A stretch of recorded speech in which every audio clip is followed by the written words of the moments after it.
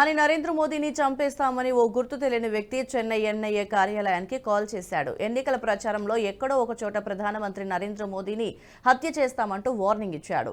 గుర్తు తెలియని వ్యక్తి నుంచి బెదిరింపు కాల్ రావడంతో ఎన్ఐఏ ఉన్నతాధికారులు అప్రమత్తమయ్యారు. గ్రేటర్ చెన్నై సిటీ పోలీసుల సైబర్ క్రైమ్ వింగ్కు సమాచారాన్ని అందించారు. బెదిరింపు కాల్పై విచారణని చేపట్టారు. ఈ బెదిరింపు కాల్ మధ్యప్రదేశ్ నుంచి వచ్చిందని గుర్తించారు. కాల్ చేసిన వ్యక్తిని పట్టుకునేందుకు మధ్యప్రదేశ్ పోలీసులతో స్పెషల్ టీం ఏర్పాటు చేస్తున్నట్లుగా తెలుస్తోంది. ఇక గుర్తు తెలియని కాలర్ మధ్యప్రదేశ్లోని ఏ లొకేషన్ నుంచి కాల్ చేశాడు, అతడు ఏ సిమ్ కార్డును వాడాడు అనేది గుర్తించడంపై చెన్నై సైబర్ క్రైమ్ పోలీసులు ఫోకస్ పెట్టారు. వాంటెడ్ క్రిమినల్స్ ను పట్టుకోవడానికి ఎన్ఐఏ ఇటీవలే పోలీస్ కంట్రోల్ రూమ్ నంబర్స్ ని ప్రకటించింది.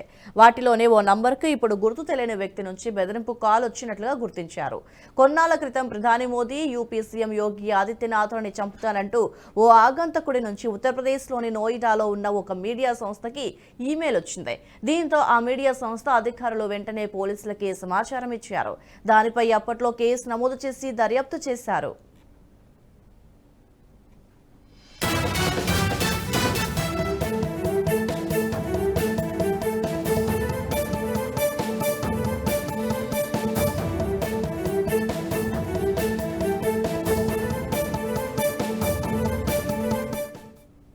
ఈ వీడియో మీకు నచ్చినట్టయితే లైక్ చేయండి, 10 మందికి షేర్ చేయండి. అలాగే కామెంట్ల రూపంలో మీ అభిప్రాయాలను మాతో పంచుకోండి. Nationalist hub group of channels ను సబ్స్క్రైబ్ చేసుకుని తెలుగునాట జాతీయవాద జర్నలిజాన్ని ప్రోత్సహించండి. ఈ వీడియో కింద ఉన్న బెల్ ఐకాన్ పై క్లిక్ చేయడం మర్చిపోవద్దు.